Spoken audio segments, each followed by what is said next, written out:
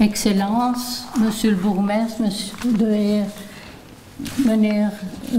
le ministre Pascal Smet, Monsieur le représentant du ministre Courard, Monsieur le Président, j'ai l'honneur de vous présenter en quelques mots Madame Marieke Leenaerts, lauréate du prix Rosenberg 2013.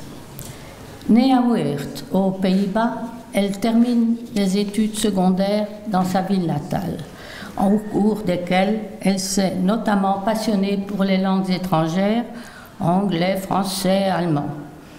Tout aussi passionnant est son curriculum.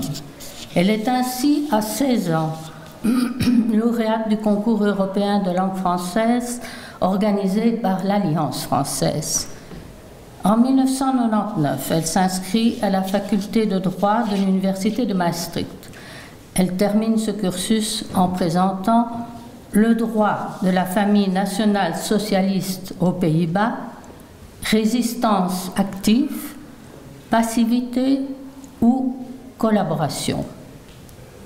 Pendant cette période, elle s'était aussi investie dans la fonction de secrétaire du conseil estudiantin et plus tard, de 2007 à 2009, elle représentera le personnel scientifique de la faculté de droit. Mais entre-temps, et pendant 2 ans, elle parcourt le monde, de l'Espagne à la Russie, en passant par l'Afrique noire et la Mongolie. À son retour, tout en préparant la thèse qu'elle défendra en novembre 2012 à Maastricht, elle est Gastdocent à l'université de Hasselt et à 2 reprises, en 2010 et 2012, en Chine, à la School of Law de Chongqing.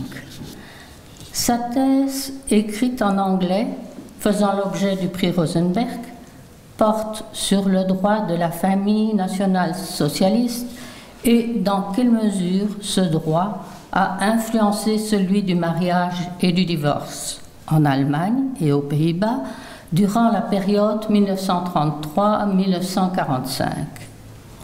Je laisserai le soin à Madame Leenaerts d'en développer les différents chapitres. Je m'attarderai simplement sur un aspect qui, à mes yeux, est très important. L'intérêt tout particulier porté aux droits de la famille par l'Allemagne nazie, qui voulait un pays composé certes d'Ariens, mais d'Ariens en bonne santé. Mariage et famille étant la cellule reproductrice de la nation, pour ce faire, les nazis s'étaient fixé 3 buts. La race aryenne devait rester la plus pure possible.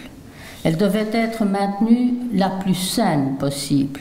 Enfin, elle devait se multiplier le plus possible. Déjà, au moment de la République de Weimar, le gouvernement avait mis en avant l'importance d'une forte croissance de la population, tant par la glorification de la maternité et la vie familiale traditionnelle, que par des mesures appropriées de stimulation financière. Dès lors, la voie était tracée. Dans un premier temps, les nazis tentèrent de changer les règles existantes, puis ils promulguèrent les lois dites de Nuremberg. L'une interdit le mariage entre juifs et ariens. Une autre interdit le mariage dans le cas où l'un des époux souffre d'une maladie héréditaire. Dans un même temps, une loi assouplit et facilite les règles du divorce, notamment la dissolution du mariage dans le cas où il semblait improbable que des enfants puissent encore être conçus. Enfin, avant de terminer, permettez-moi de souligner un autre point important. La loi du mariage, appliquée dès 1938 en Autriche, devenue partie intégrante du Troisième Reich, est une conséquence radicale dans la mesure où jusqu'alors il n'existait pas de mariage civil obligatoire. Quant au divorce, il n'était accordé qu'aux non-catholiques. La nouvelle loi introduit l'obligation du mariage civil et rend le divorce possible pour tout citoyen, indépendamment de son appartenance religieuse. Je vous remercie et cède la parole à Madame Leenaerts.